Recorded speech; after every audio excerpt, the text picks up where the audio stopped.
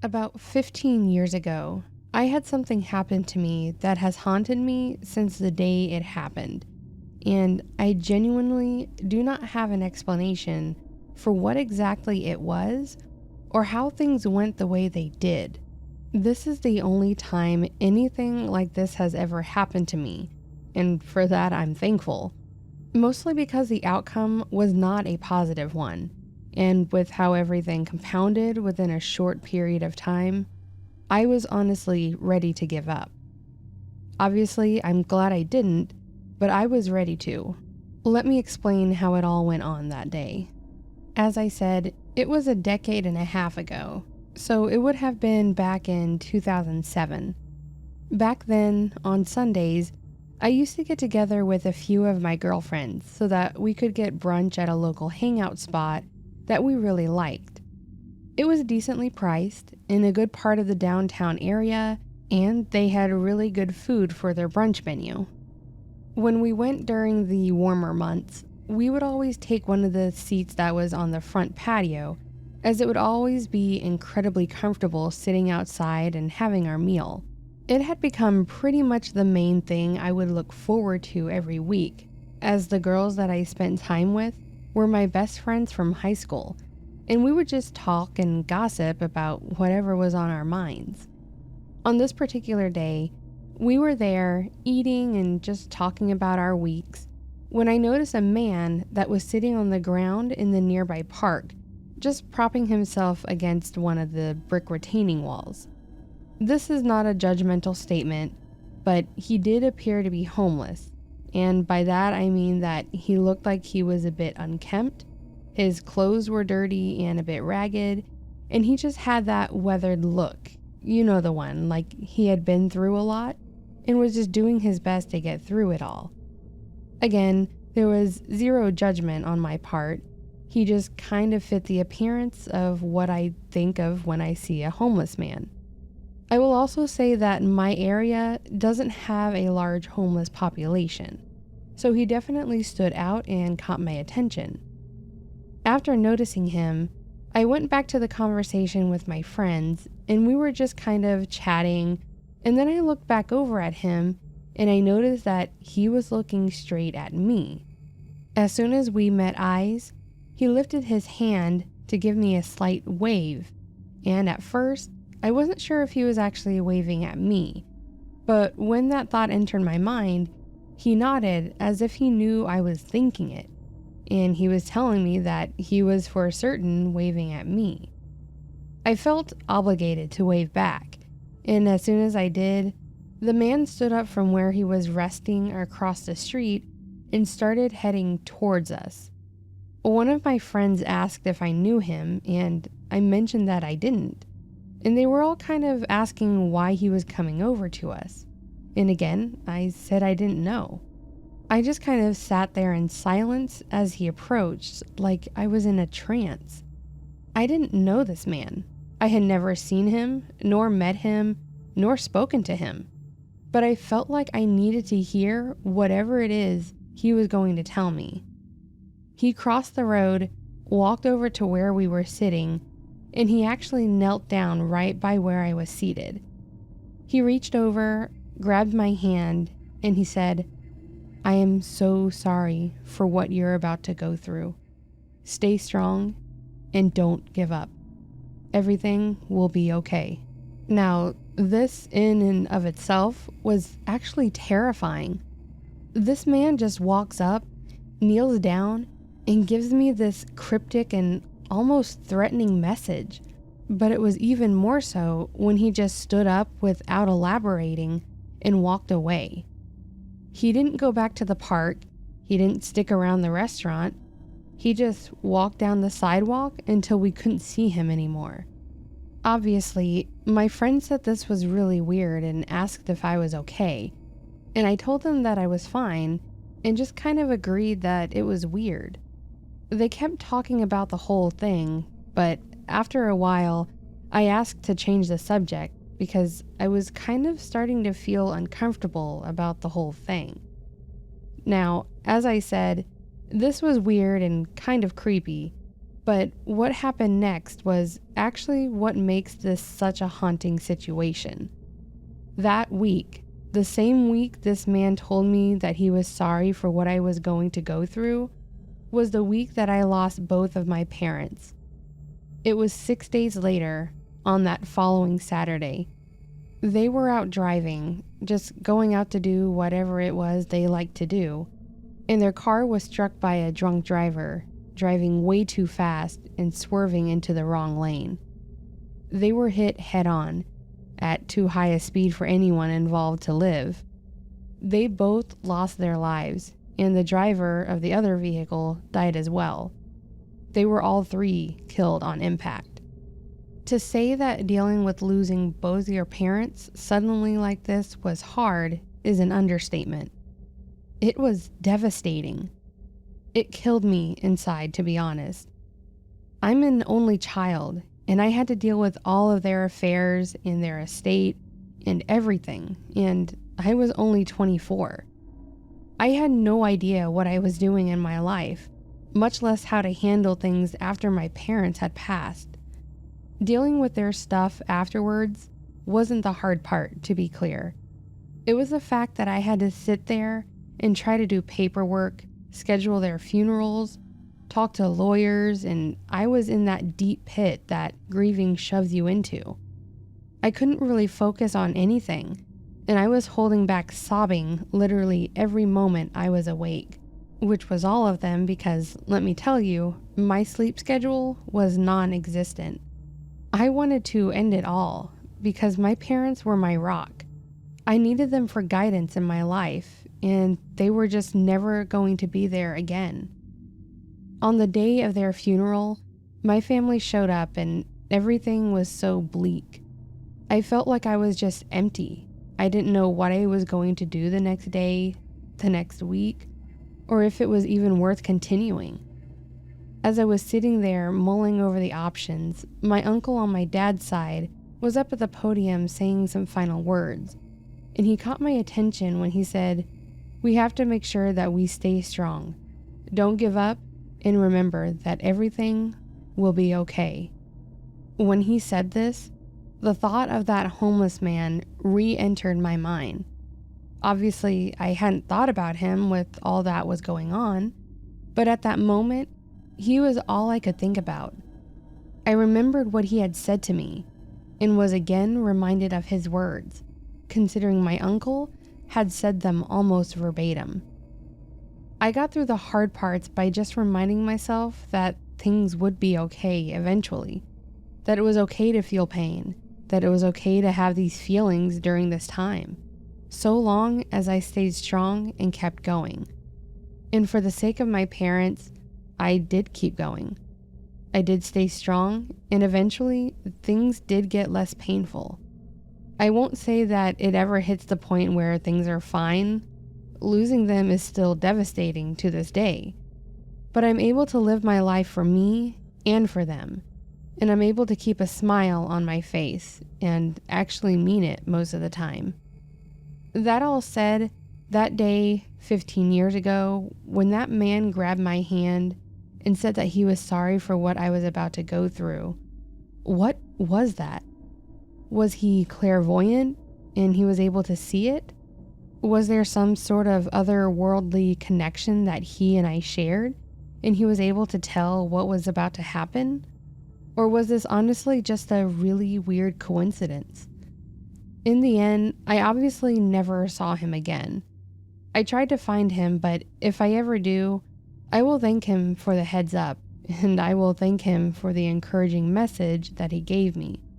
Because as haunting as it's been, it's also because of his words that I realized I needed to keep going. If he was able to see the bad that was going to happen, then I have to assume that he was also able to see the good, and encouraging me to continue was his way of saying he knew things would be okay.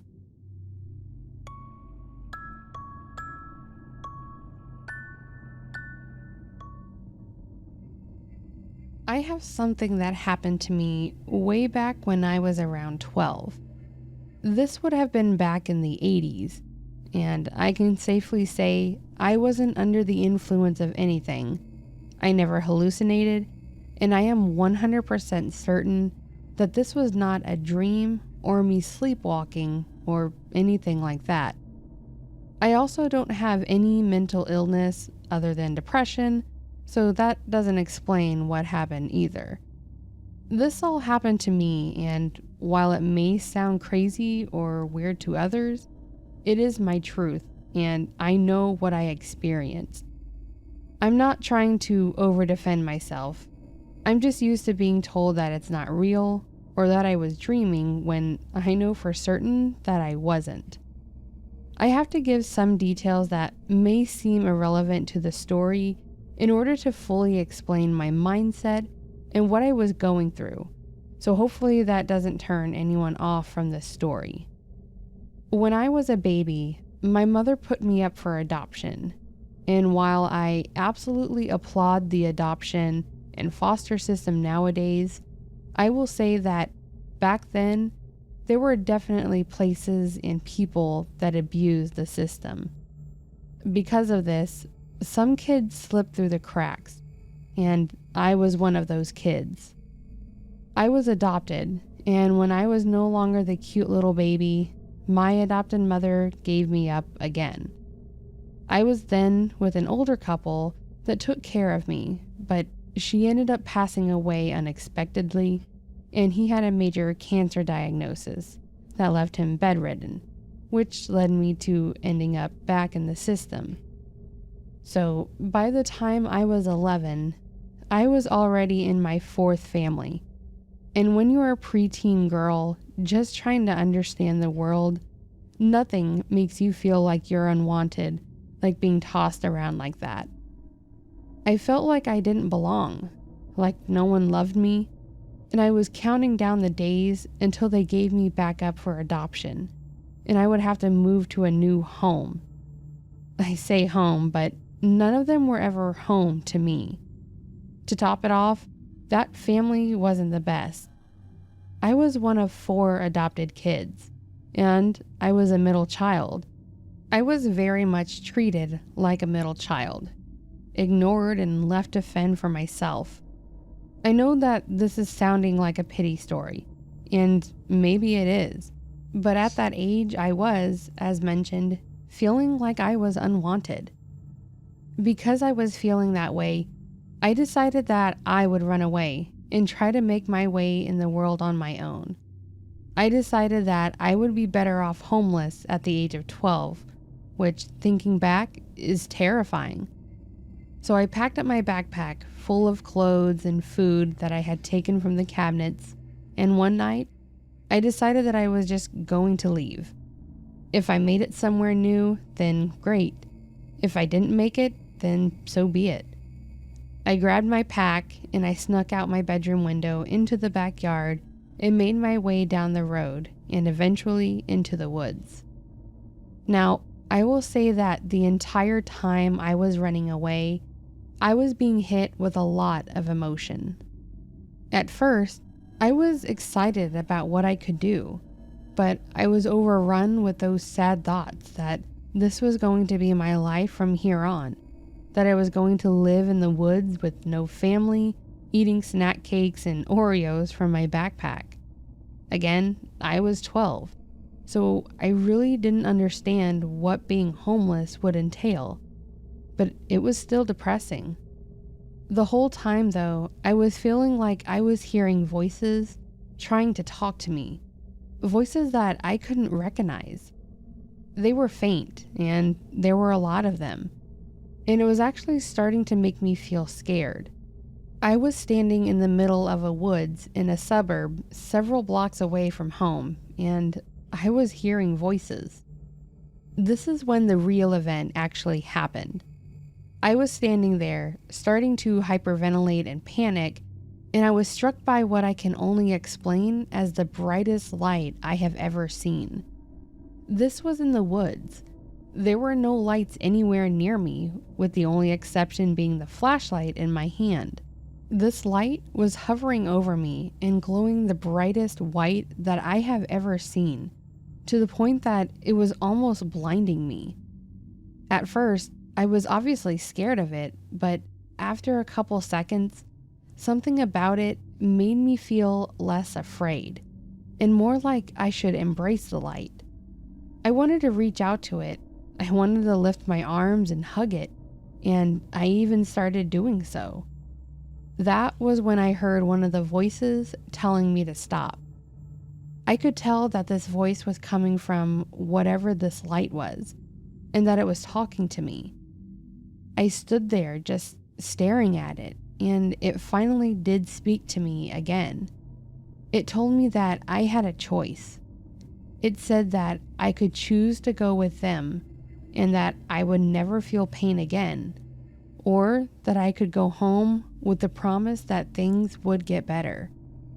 This may sound really strange to some, and it was strange to me at the time, but I knew that it was telling the truth, that what it was offering to me were my two options, and whichever I chose would be what happened.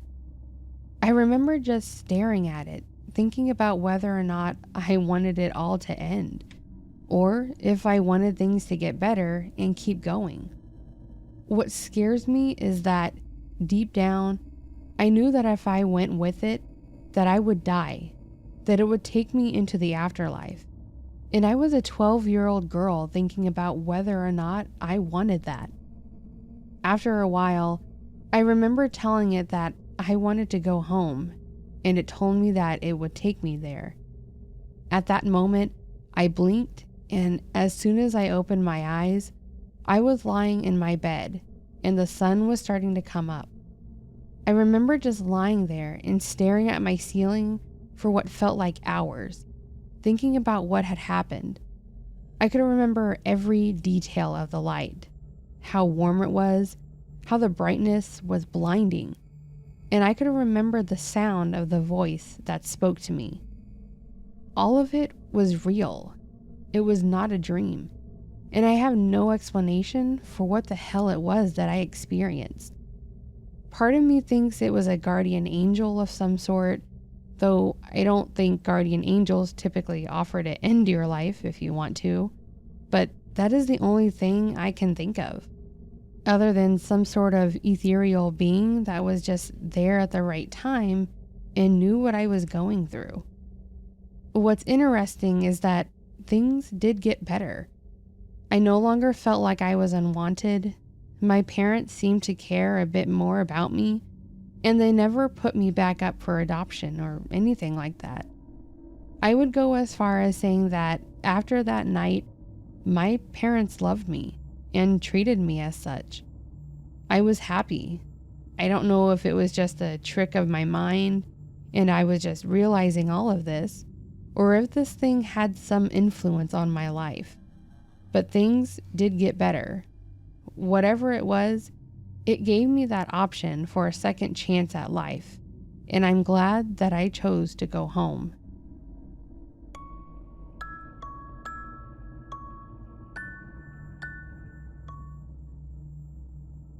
Summer has always been my favorite season. I love the heat. I love playing baseball with my friends, going swimming, hiking, camping, and just about anything that involved me being outdoors.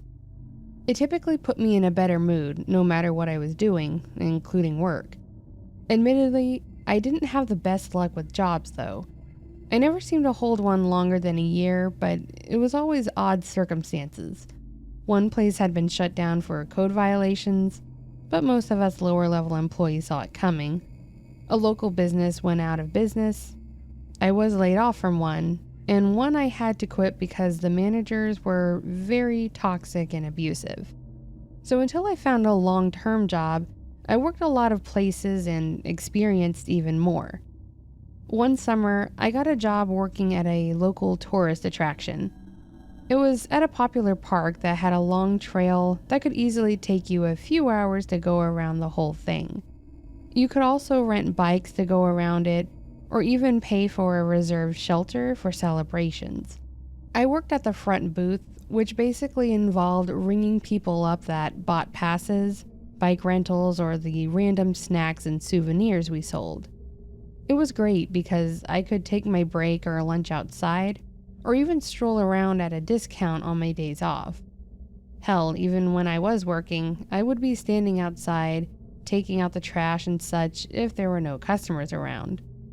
So even though the atmosphere was great, people can still be crappy or just weird. I've had my share of those, but this one really messed me up, and I'm still trying to figure out how it's possible. So we stopped the bike rentals around 6 because the park closed around 8 or 9 when it got dark. We didn't want to rent out bikes and then the customers not be back before then. The park is still open in the meantime, but the people that are left there are usually the parties or just people passing by wanting to get a quick trinket or a restroom break before getting back on the road. On this night, it was myself and another guy working that we'll call Steve. Steve was sweeping up the lobby so we could prepare to mop, and I had just walked out the trash from the restrooms. The sun was just starting to set and it looked gorgeous. You could see the pink and orange colors in the sky with the silhouettes of the trees in the front of it, and it was always one of my favorite sights to see. As I started walking back towards the building, I paused, watching the sky. I seemed to have zoned out because I didn't notice when a car pulled into the parking lot. It wasn't till I heard the door open, since it had a bell attached to it, that I came back to reality, I suppose. I looked around and noticed the car in the driveway, and I could tell there was someone in the driver's seat, but because of the glare, I couldn't make out anything about them. Not thinking it was important, I went back into the building, thinking maybe it was Steve trying to see where I had gone. However, it wasn't Steve that I saw when I entered, but a kid. I will always remember because of the way he was dressed. He looked about 9 or 10, I think, and had on shorts that were blue with white stars on one pant leg, and the other had red and white stripes. Think like an American flag. He was also wearing a green tank top with a Minecraft creeper on it, and when he turned around, I noticed the face painting he had on, which looked like it was supposed to be a Spider-Man mask, but it wasn't done very well. I remembered this because I was thinking he must have come from a party or some kind of festival or fair, and was beginning to wonder if there was one going on nearby that I wasn't aware of. I loved going to our state fair, but that usually wasn't for a few months, in about September. He was looking up at the shelf lined with the stuffed animals that were holding our state flag. As I approached him, that's when he turned around and I saw his face. I said hi and asked him if he wanted one of the bears, as the shelf was pretty tall, and he smiled and nodded, pointing to the blue one. As I grabbed it for him, I asked if blue was his favorite color, and he said yes. He stood there for a few minutes talking to me about how he just came from a party with his mom, and he wanted to get something for his little sister since she was sick and couldn't go with them. He then told me details about the party, like the cakewalk, the winning a donut, and that his mom had to use the restroom, and just rambled on about whatever came to mind. While we were talking, or more so talking and listening, Steve walked out from one of the offices saying my name and asked where I'd been. I explained I had been standing here for some time talking to this kid as I motioned towards him. He looked over and they both made eye contact and smiled. Steve looked confused, but his only response after that was asking me to take out the trash. Cue my turn to be confused as I told him I already did, and that I started talking to the kid when I came back inside. He argued with me that I hadn't done it yet, so I walked away, leaving the kid to stare at the bears, and followed him back into the restrooms. Color me surprised when I went back there, expecting to prove him wrong, and the trash cans were still full. I was confused. If I hadn't taken out the trash from the restrooms, what trash did I take out? I grabbed the bags and walked by the bins in the office, behind the register and by the doors, and they all had trash too. It was like it never happened. While walking towards the front door, I saw the kid walk out of the lobby again by himself. I looked over at the bears to see if he took it since neither of us were at the register at the time, but not only were there no missing bears, but it was even back on the shelf right where I had grabbed it. I continued to walk out the door to see if they were leaving, kind of feeling bad that we may have ruined their chance of buying something, but to my surprise, the car was gone. I didn't see it in the road, pulling out, anywhere, which again, I found odd because there wasn't enough time for them to get in and drive away. It was already a weird day, so I just continued my way to the dumpster to toss the bags. And no, there weren't any bags in the dumpster either. But as I headed back in the building is when things got weird. I saw the exact same car pull up to the building. Thinking maybe they did want to buy something or maybe forgot something, I watched to see them get out. This time, I saw the boy get out of the rear driver's side with the same shorts, shirt, and face paint on. At the same time, a woman got out of the driver's seat, and that was it. I watched as they walked by me, smiled, and entered the building. I followed behind them, looking around the lobby for Steve, and noticed the boy walk over to the bears, giving me this weird sensation of deja vu.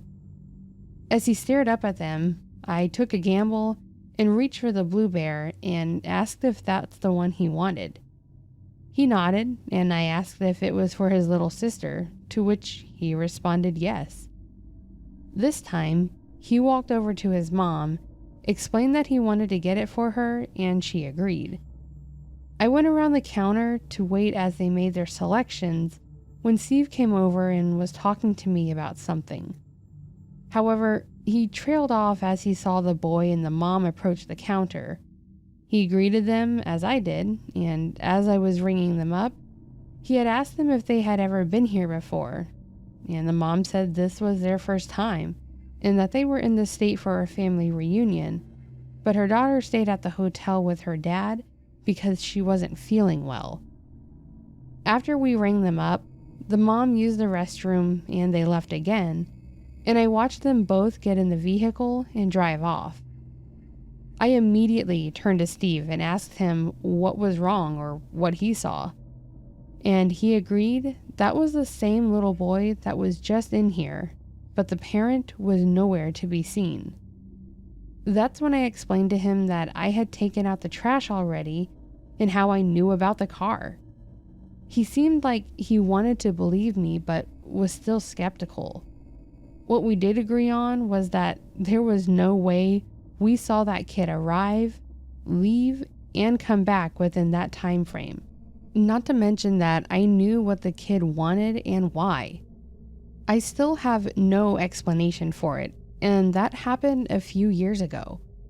All I can think was that it was some kind of glitch and that time frame started over. Maybe because the kid wasn't supposed to be alone? I don't think I'll ever know.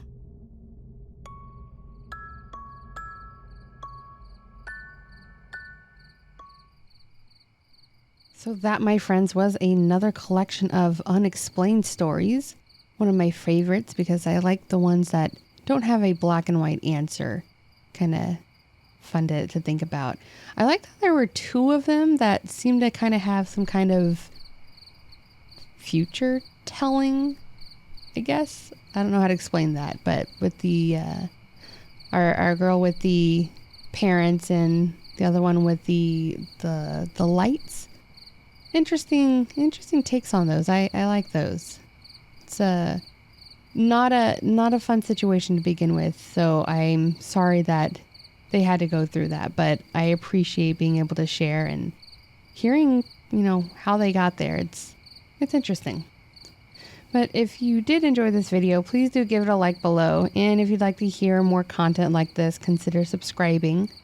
And lastly, don't forget to leave a comment on your thoughts, or let me know. It's weather is kind of starting to change here, waking up at the 50s, which such a relief, better than what it has been. So hopefully you guys are okay with the change too. Otherwise, I'm sorry, but I'm ready for it. And with that being said, friends, I hope you have a fantastic week. And until next time, take care.